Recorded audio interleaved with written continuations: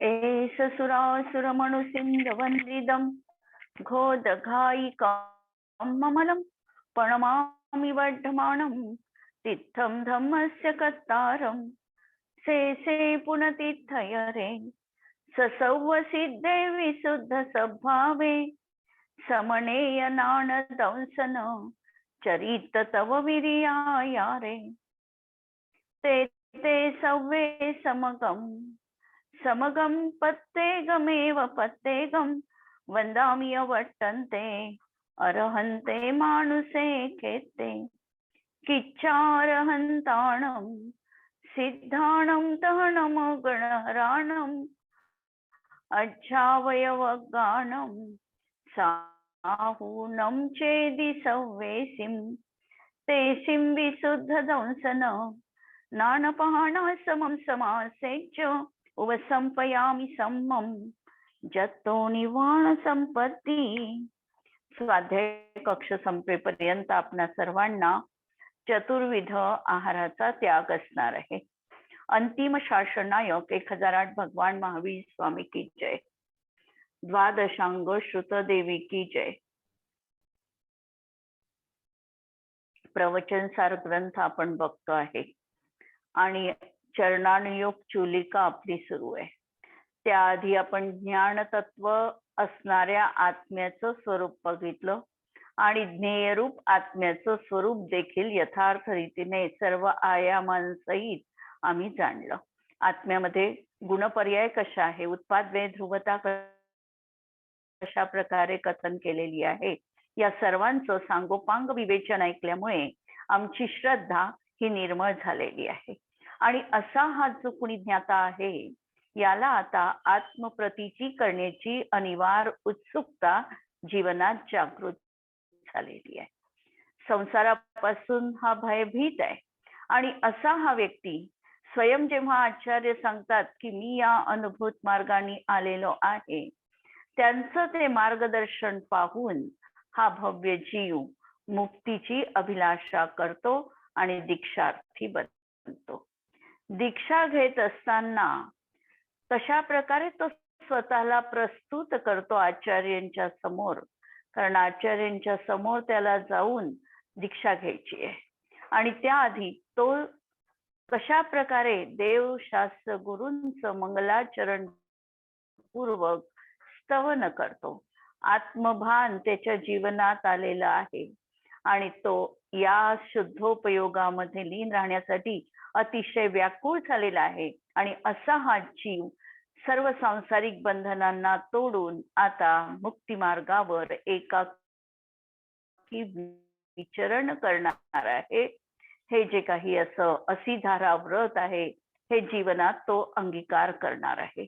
त्याची मानसिक तयारी किती आहे, तर कुठल्याही प्रकारचा मोह आता त्याच्या जीवनामध्ये उरलेला नाही। बाह्य परिग्रहाचं काय होईल कशाचीही चिंता नाही आणि अशा तऱ्हेने हा एकाकी विचरण करून आचार्यांना कशा प्रकारे संबोधन करतो हे यामध्ये सांगितलेलं होतं। आणि पंचाचाराचा जरी तो स्वीकार करत असला तरी पंच आचार त्याच्या जीवनात कशा प्रकारे त्याला अभिप्रेत आहे।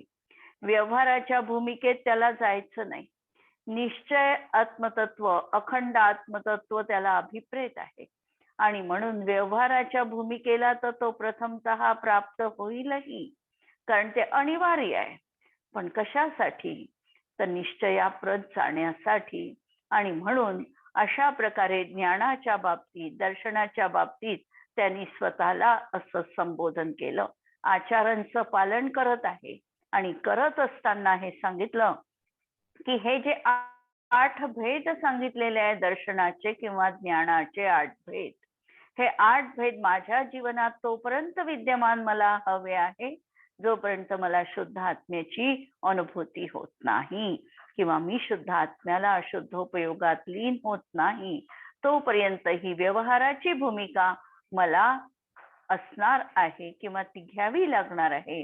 पण घेत असताना सुद्धा अंतरंगामध्ये निश्चयाचा ध्यास निरंतर असणार आहे। आता ही पर्यंत आपण बघितल्यानंतर आता 13 प्रकारचं जे चारित्र्य सांगितलेलं आहे, जसं 8 सम्यक दर्शनाची अंग आहे, 8 सम्यक ज्ञानाची अंग आहे. तसे चारित्र्याचे अंग किंवा चारित्र्याचे भंग हे 13 प्रकारचे आहे. 5 महाव्रत, 5 समिती आणि 3 गुप्ती हे 13 प्रकारचं चारित्र्य आहे. आणि म्हणून आता चारित्र्याविषयी तो विचार कसा करत आहे. अहो, मोक्ष मार्गामध्ये प्रवृत्तीला कारणभूत पंच महाव्रतांनी सहित 5 व्रतांचा, महाव्रतांचा मी अंगीकार केलेला आहे. आणि महाव्रतांचा अंगीकार करताना अहिंसा कशी, तर सूक्ष्म आणि स्थावर दोन्ही प्रकारच्या जीवांच्या हिंसेच्या विराधनेचा त्याग. स्थावर काही जीवाची हिंसा देखील आता त्याच्या हातून तो करत नाही. अशा प्रकारे अहिंसा महाव्रत.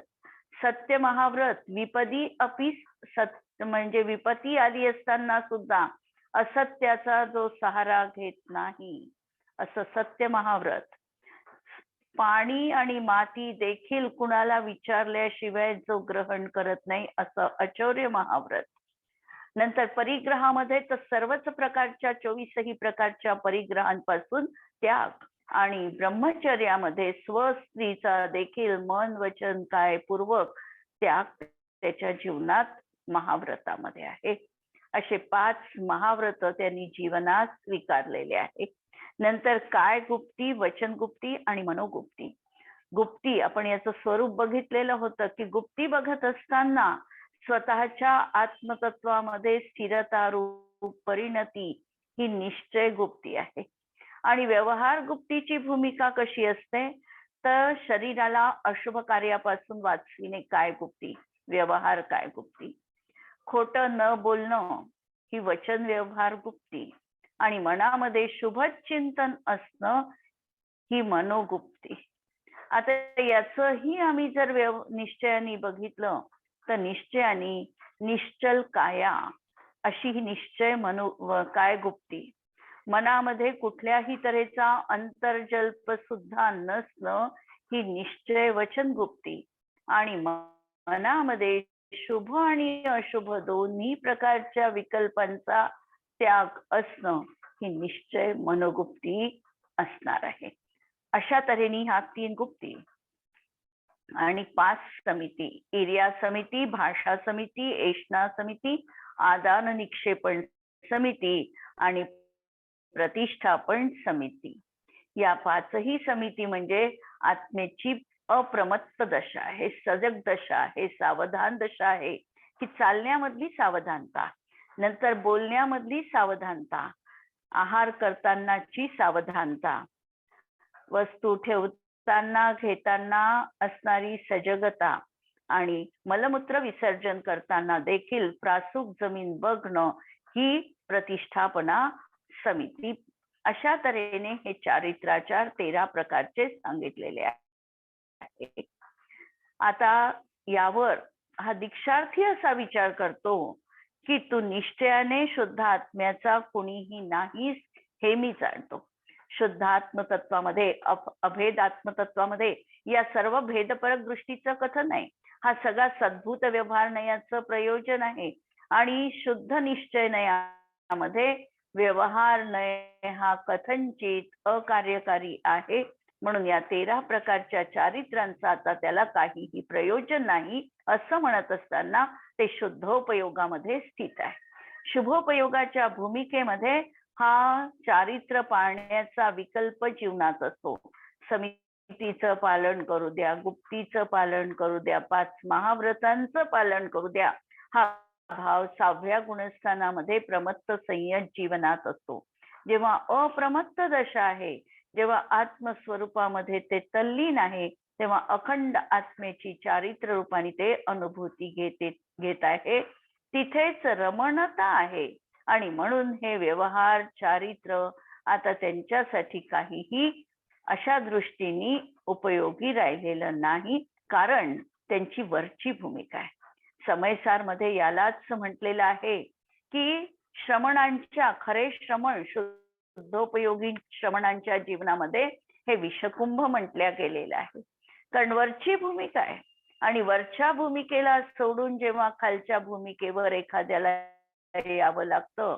आपोआपच त्याचं ते अवमूल्यन आहे आणि म्हणून याला विषकुंभ असं संबोधलेलं आहे. वरच्या भूमिकेत जाणं, अखंडतेची आराधना हेच जीवनामध्ये त्यांचं अंतिम प्रयोजन आहे. म्हणून हे म्हणतात की हे माझं व्यवहार चारित्र्य माझं कुणीही नाही हे मी जाणतो.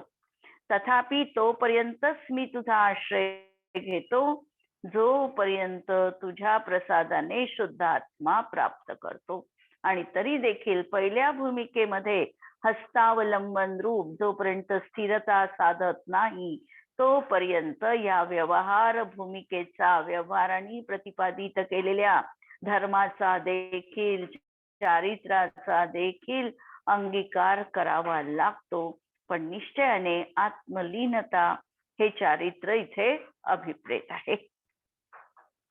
नंतर तपाचाराच्या बाबतीत सांगितलं तप दोन प्रकारचं, एक अंतरंग तप आणि एक बहिरंग तप. अंतरंग तप हे मनाच्या नियमनासाठी केलं जातं, मन ताब्यात राहावं म्हणून. आणि बाह्य तप 5 इंद्रिय नियमनासाठी केलं जातं. अशा या 12 प्रकारच्या तपांची नावं सांगून पुढे सांगतील आचार्य. अनशन, अवमौदर्य, वृत्ती परिसंख्यान, रसपरित्याग, विविक्त शय्यासन, कायक्लेश हे 6 बहिरंग तप आहे. आणि याविषयी तपाविषयी आपण तत्वार्थ सूत्रामध्ये देखील विस्तृत विवेचन बघितलेलं होतं की अनशन 4ही प्रकारच्या आहारांचा त्याग करणं. रसना इंद्रिया संबंधीचं हे अनशन आहे. 5ही इंद्रियांवर आम्हाला अनशन घटवायचंय. अनशन घटवत असताना रसना इंद्रियाला प्रमुखता देऊन कथन केल्या जातं. परंतु कधीतरी आमच्या मनामध्ये डोळ्यांच्या विषयी अनशन असा विचार येऊ शकतो का? हाही अभ्यासनीय आणि विचारणीय बाब आहे. त्याच्या खोलात आता मी खूप जाणार नाही. अनशन, अवमौदर्य. अवमौदर्य म्हणजे आमच्या ज्या आकांक्षा आहे या आकांक्षाची पूर्णतः तृप्ती न होणं. ज्या ज्या काही आमच्या अभिलाषा आहे, जसं आम्ही जेवण करत आहे, जेवण करत असताना भरगच्च जेवण न करता, भरपेट जेवण न करता, जेव्हा आम्हाला आता अजून खावं अशी इच्छा आहे त्याच वेळेला जेवणाचा त्याग करणं, अवमौदर्य.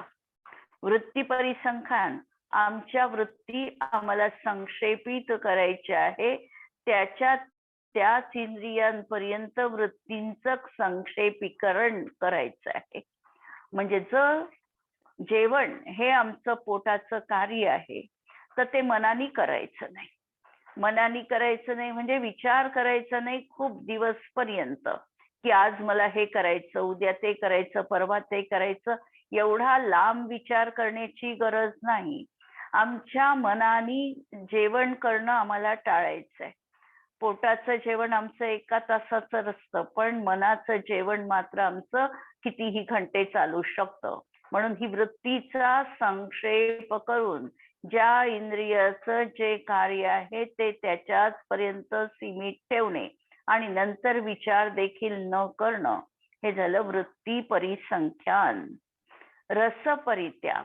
रस म्हणजे परपुद्गलामधला रस जो आम्हाला वाटतो त्याच्यात आहे तो वास्तविकतः पुद्गलाचा रस नसून आमच्या ज्ञानाचा आनंद आहे हे बघणं हे रस परित्याग आहे. नंतर विविक्त शय्यासन. विविक्त शय्यासनामध्ये एकाच याच्यावर झोपल्यानंतर जो काही कायक्लेश जीवाला सहन करावा लागतो, हा कायक्लेश सहन करत असताना सुद्धा माझा आत्मा पृथक आहे, याला काहीही क्लेश नाही, शरीराचे हे कष्ट आहे असा विचार करणं हे विविक्त शय्यासन. आणि कायक्लेश, कायाच मुळात क्लेशकारक आहे. हिला कितीही आम्ही चांगलं दिलं तरी त्याचं वाईट मध्येच परिवर्तन होणार आहे. मुळातच कायेला कष्ट देणं असा साधारणतः याचा अर्थ काढला जातो, परंतु कायाच मुळात कष्टदायक आहे आणि म्हणून कायेला कधीही आम्हाला सोडता यायची आमची तयारी देखील पाहिजे. कायेला क्लेश देणं महत्वाचं नसून कायेच्या प्रती उपेक्षा करणं हा भाव कायक्लेशात लक्षात घ्यायचा. नंतर प्रायश्चित्त. प्रायश्चित्त म्हणजे चूक जी झालेली आहे ही चूक परत मी रिपीट करणार नाही याची सजगता जीवनात बाळगणं. जसं आम्ही एखाद्या वेळेला आपल्याला खूप राग येतो आणि आम्ही रागाच्या भरामध्ये काहीही बोलून जातो. बोलल्यानंतर आम्हाला ते जाणवतं की अरे हे मी चुकीचं केलं, पण चुकीचं केलं आणि परत काम पडलं की तशीच आम्ही चूक करत असू तर ते प्रायश्चित्त नाही. प्रायश्चित्तामध्ये परत ती चूक घडणारच नाही, ही माझ्या हातून चुकीची घटना घडली होती आणि अशी चूक परत मी रिपीट होऊ देणार नाही, इकडे आमचं लक्ष असणं हे खऱ्या अर्थाने प्रायश्चित्त आहे. म्हणून प्रायश्चित्त आणि पश्चाताप दोन अलग संज्ञा आहे. पश्चातापात नुसतं आम्ही ही चूक घडली असं नुसतं म्हणतो, परत चूक करायला आम्ही परत तिथे तत्पर असतो. प्रायश्चित्तामध्ये स्वतःलाच रूपांतरण करण्याची ती प्रक्रिया आहे. प्रायश्चित्त. विनय. विनय याचा अर्थ की आमच्या आत्म्याबद्दल आमच्या जीवनात प्रथमतः विनय असायला पाहिजे आणि बाह्यतः जे आमचे गुरु आहे, जे त्यागी आहे, यांच्याबद्दल देवशास्त्र गुरुबद्दल विनय भाव असला पाहिजे. वैयावृत्त. वैयावृत्तामध्ये परतफेडीची अपेक्षा न ठेवता निस्वार्थ बुद्धीने जे आम्ही कार्य करतो हे वैयावृत्तामध्ये येतं. आम्ही खूप ठोकळ अर्थ करून टाकले या सगळ्या संज्ञांचे, पण याच्यामध्ये खोल जाऊन खूप विवेचन करण्यासारखं आहे. वैयावृत्तामध्ये आम्ही फक्त गुरूंचे सेवा शुश्रूषा करणं, त्यांच्या मागे जाणं किंवा त्यांचं योग्य रीतीने आहार होत आहे की नाही एवढं पाहणं, एवढ्यावर वैयावृत्त आम्ही सीमित ठेवलेलं आहे. वैयावृत्ताची व्याप्ती याच्याही पेक्षा कितीतरी मोठी आहे. जगामधल्या प्रत्येक जीवामध्ये भगवत्ता आहे हे समजून प्रत्येकाची यथाशक्ती जेवढी आपल्याकडून मदत शक्य आहे ती मदत करणं हे खऱ्या अर्थाने वैयावृत्ताची व्यापकता असणार आहे. स्वाध्याय.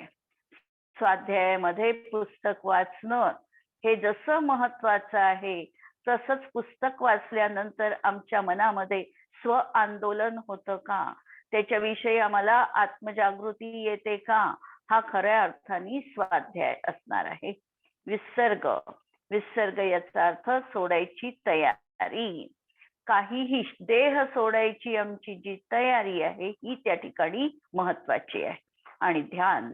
शेवटचं जे सांगितलं हे ध्यान सांगितलं, कारण ध्यानाच्याच माध्यमातून कोणत्याही गोष्टीची जीवनामध्ये प्राप्ती होऊ शकते. आपण ह्या मागच्या गाथा ज्या 200 नंबरच्या आधी आपण 198 वगैरे गाथा बघितल्या, त्यामध्ये आचार्यांनी देखील शब्द ठेवलेले आहे ध्यायदी, जो ध्यान करतो.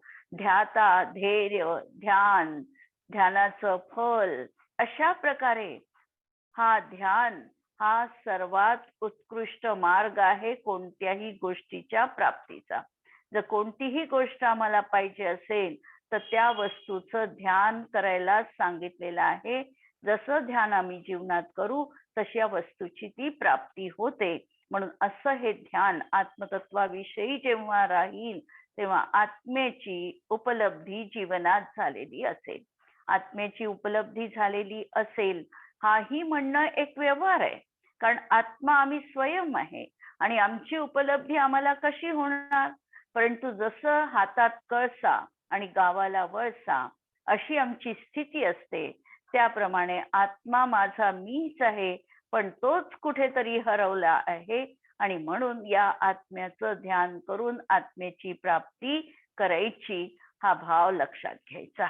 असे हे 12 प्रकारचे तपाचार. निश्चयाने तू शुद्ध आत्म्याचा कुणीही नाहीस हे मी जाणतो. मी निश्चयाचं प्रतिपादन केलं. निश्चयाचं प्रतिपादन करत असताना ते आत्मसन्मुख आहे आणि व्यवहाराची भूमिका जी आहे ही भूमिका त्याची आहे किंवा ती वर गेल्यानंतर आपोआप सुटणार आहे. पहिल्यांदा अंगीकार करायची आहे आणि अंगीकार केल्यानंतर जसजसं आम्ही शुद्धोपयोगात जाऊ तशी ती भूमिका व्यवहाराची सहज सुटणार आहे. म्हणून अशा तऱ्हेने तोपर्यंत तुझ्या प्रसादाने शुद्ध आत्मा प्राप्त हो. आणि आता वीर्याचार की अहो संपूर्ण इतर आचाराला प्रवर्तक आणि स्वशक्ती न लपविणे. वीर्य म्हणजे स्वतःचं सामर्थ्य. मी काय करू शकतो आणि काय करू शकत नाही याची काटेकोर विभाजन रेषा जीवनामध्ये असावी लागते. आमच्या याच्यामध्ये शक्तीतच त्याग आणि शक्तीतच तप या 16 कारण भावनेमध्ये 2 भावना सांगितलेल्या आहेत. शक्ती आम्ही पहिल्यांदा लक्षात घेतली पाहिजे. माझी कपॅसिटी किती आहे, शक्ती किती आहे, आणि शक्तीच्या मर्यादेत राहूनच आम्हाला कार्य करायला सांगितलंय. शक्तीपेक्षा जास्त कार्य केलं तरी देखील ते कार्य यशस्वी होत नाही आणि शक्ती जास्त आहे आणि आम्ही आमचं सामर्थ्य लपवत असू तरी देखील आम्हाला प्राप्त होऊ शकणार नाही. म्हणून स्वतःची शक्ती पहिल्यांदा आम्हाला ओळखता यायला पाहिजे की मी हे जीवनात करू शकतो आणि तेवढं आम्हाला करायचं आहे. म्हणून इतर आचाराला प्रवर्तक. सामर्थ्य असेल तर आम्ही 4 आचार पाळू शकणार आहे. आमचं जर सामर्थ्यच नसेल तर कोणत्याही प्रकारचा व्रत नियम पाळू शकणार नाही. व्रत नियम पाळण्यासाठी देखील शारीरिक वीर्यासोबत आमचं आत्मबल देखील तेवढंच प्रगाढ असावं लागतं. कधी कधी आम्ही आमच्या आत्मबलालाच जाणवत नाही आम्हालाच की आत्मबल माझ्याजवळ आहे आणि आम्ही हतबल होतो. वास्तविकतः आत्म्याचं बल असताना आमच्या इंद्रियांच्या माध्यमातून ते कार्य सहज रीतीने होऊ शकतं. म्हणून असे हे आमचं सामर्थ्य वीर्य आम्ही ओळखायचं. म्हणून इतर आचाराला प्रवर्तक आहे ते आणि स्वशक्ती न लपविणे स्वरूप वीर्याचार. तू निश्चयाने शुद्ध आत्म्याचा कुणीही नाहीस हे मी जाणतो. कारण आमचं सामर्थ्य किती. सामर्थ्य म्हटलं तर आम्ही अनंत वीर्याचे धारी आहोत आणि हे आत्मिक बल आमचं आम्हीच आमच्या अज्ञानाने किंवा आम्हीच आमच्या पलायनाने आम्ही स्वतःला तेवढं असं मानतच नाही की माझ्यात ही शक्ती आहे आणि आम्ही स्वतःचं अवमूल्यन करून तिथपर्यंत आम्ही पोचत नाही. या ठिकाणी सांगतात की अशा प्रकारे वास्तविकता हा वीर्याचार हा क्षयोपक्षम जन्य असणारा परिणाम आहे आणि जो उपाधिजन्य परिणाम आहे, जो भेदपरक परिणाम आहे, हा आत्म्याचा निश्चयाने कोणीही नाही. आणि परंतु तरी देखील मला तुझा आश्रय घ्यावा लागतो जोपर्यंत तुझ्या प्रसादाने मला पूर्ण आत्मा प्राप्त, शुद्ध आत्मा प्राप्त होणार नाही. अशा तऱ्हेने या सगळ्या गोष्टी दीक्षार्थी जो आहे हा दीक्षार्थी त्या ठिकाणी मनात चिंतन करतो आहे. याप्रमाणे तो मुमुक्षु ज्ञानाचार, दर्शनाचार, चारित्राचार, तपाचार आणि वीर्याचार या 5 आचारांचा आश्रय घेतो. टीकेमध्ये सांगितल्याप्रमाणे पुत्र, मित्र, कलत्रादी सर्व कुटुंबी जनांची समजूत काढून त्यांची अनुज्ञा घेऊन भगवती जिनदीक्षेचा अंगीकार करावा. परवानगी न मिळाल्यास स्वीकार करू नये असा मात्र याचा अभिप्राय नाही.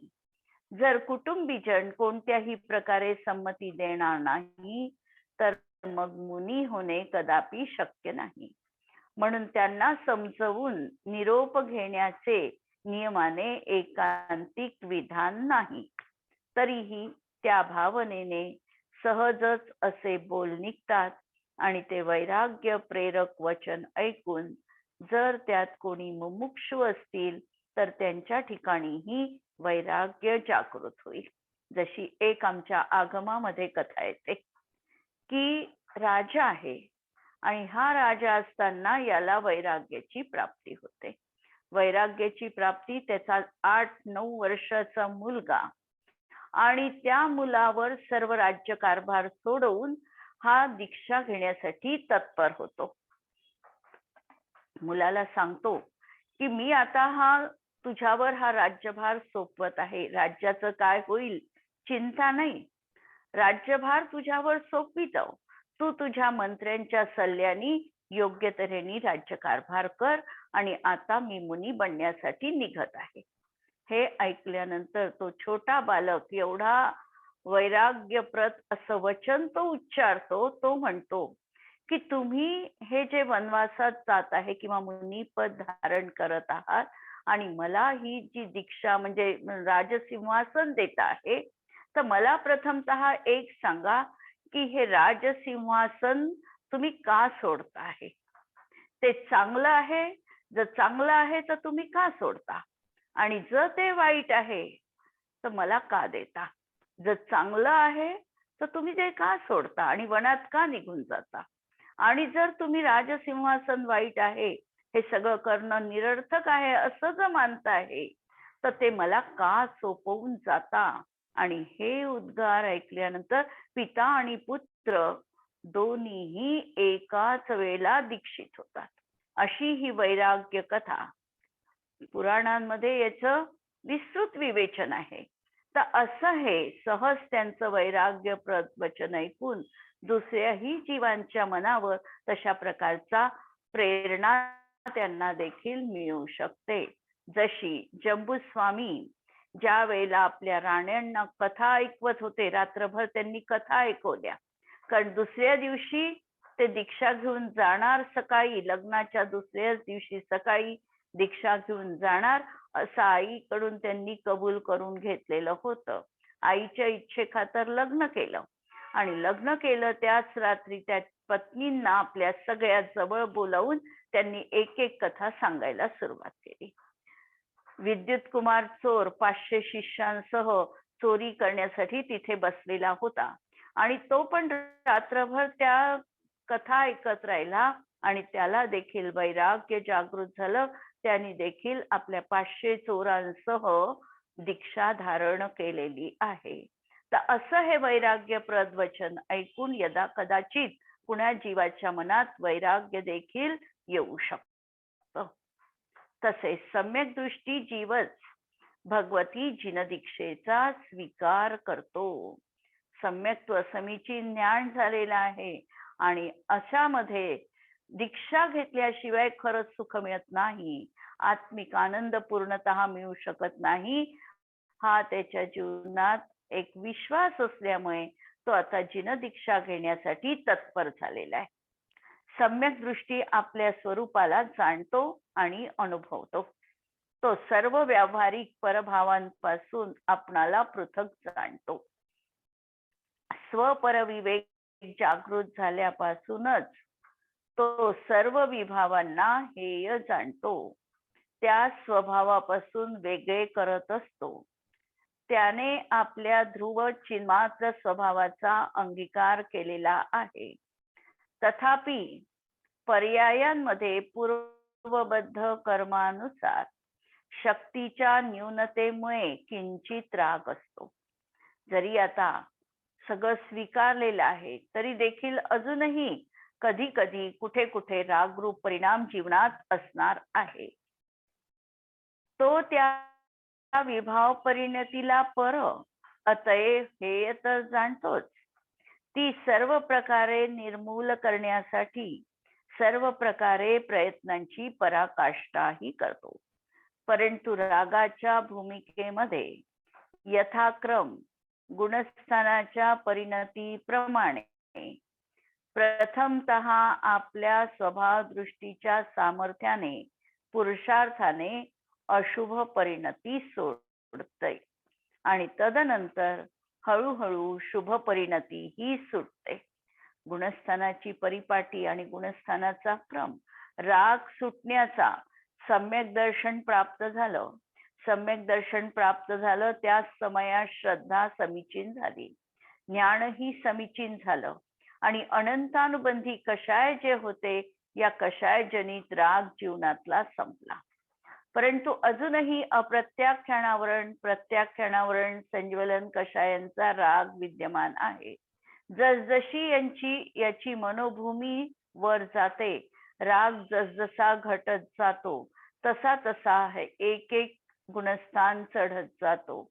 आणि 7व्या गुणस्थानाच्या भूमिकेत आल्यानंतर याच्या जीवनात केवळ संज्वलनजनित रागाचा सद्भाव आहे आणि बाकी 12 कषयांचा अनुदय असल्यामुळे त्या अनुषंगाने राग देखील त्याच्या जीवनात आता कमी झालेला आहे.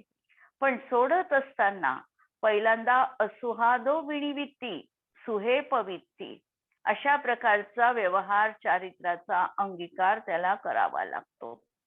आणि नंतर मात्र निश्चय चारित्र आपोआप शुद्धोपयोग रूप त्याच्या जीवनामध्ये आत्मस्वरूप लीनता रूप असं हे चारित्र सहज अवतरित होतं. आणि हे झाल्यानंतर शुभ परिणती देखील हळूहळू त्याच्या जीवनातून बाजूला होते. असा हा क्रम आहे. आणि तो शुभ कार्याच्या भूमिकेमध्ये गृहकार्य आणि कौटुंबिक व्यवहाराचा त्यागी होतो आणि व्यवहार रत्नत्रयाच्या भूमिकेत पंचाचाराचं पालन करतो. परंतु पंचाचार ग्रहण करते वेळी ते व्यावहारिक भाव स्वभावापासून वेगळेच आहे अशीच त्याची यथोदित श्रद्धा कायम असते. श्रद्धेने त्याला सर्व शुभाशुभ परिणतीचा त्याग असतो. तथापि शुभरागाच्या भूमिकेत यथापदवी व्यवहार अवश्यपणे प्रगट होतोच होतो. म्हणून तोच व्यवहार याच्या जीवनात पंचाचार रूपाने दिसतो. निशंकितागी अंगाचं पालन करताना दिसतो. ज्ञानाचं पठण पाठण स्वतःला तो अनुरक्त समजतो. चारित्राचा तो जीवनात यथाशक्ती माध्यम घेतो आणि तप देखील आपल्या शक्ती अनुसार तप देखील जीवनात तो पाळत असतो. अशा प्रकारे या गाथेमध्ये दीक्षार्थी काय करतो आणि कसा वागतो, कसा विचार करतो हे सांगितलं. यानंतरच्या गाथेमध्ये हा जो दीक्षार्थी कसा होतो हे सांगत आहे. तो पहिल्यांदा तर आचार्यांजवळ जातो आणि आचार्य कसे असतात, जे त्याला दीक्षा देणार आहे त्या आचार्यांचं स्वरूप या गाथेमध्ये सांगितलेलं आहे. गणी हा शब्द त्या ठिकाणी ठेवला. गणी याचा अर्थ आचार्य. म्हणून यथा अतः कीदृशा भवती इति उपदिशती. हे आचार्य कसे असतात की ज्यांच्या जवळ हा दीक्षेची याचना करतो की हे भगवन, तुम्ही मला जसं तुमचं दिगंबर रूप श्रमणत्व तुम्ही धारण केलं तशा प्रकारे मला देखील जीवनामध्ये दीक्षा घ्यायची आहे आणि ती दीक्षा देऊन मला उपकृत करा. 203 नंबरची गाथा. समणं गणिम गुणढ्ढं कुलरुवयो विसिठ्ठमिठ्ठतरं समनेहिं तं पिरिपणदो पडिच्छमं चेदि अणुगहिदो. समणं गणिं गुणढ्ढं कुलरुवयो विसिठ्ठमिठ्ठतरं समनेहिं तं पिपणदो पडिच्छमं चेदि अणुगहिदो. त्यानंतर तो श्रमण अर्थी, ज्याला दीक्षा घेण्याचा भाव आहे असा दीक्षार्थी समणम, जो स्वयं श्रमण आहे, म्हणजे पूर्वीपासून जो श्रमण आहे, मुनी आहे. नंतर गुणढ्यम, जो गुणांनी समृद्ध आहे. नंतर कुल रुव वयो विशिष्ट तरम, कुल, वय आणि रूप याने विशिष्ट आहे. आणि समनेहिम इष्टतरम, जो श्रमणांना देखील इष्टतर आहे अशा त्या गणीला म्हणजे आचार्यांना मम पडिच्छ चेदी पणदो, मला उपकृत करा, मला दीक्षा द्या असं म्हणून पणदो, प्रणत होतो, नमन करतो.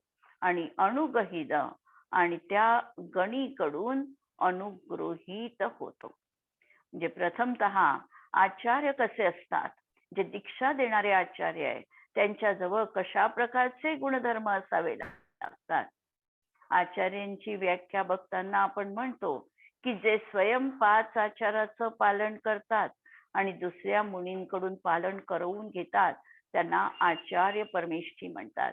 आचार्य 36 गुणांचे पालक जे असतात ते आचार्य परमेष्ठी असतात.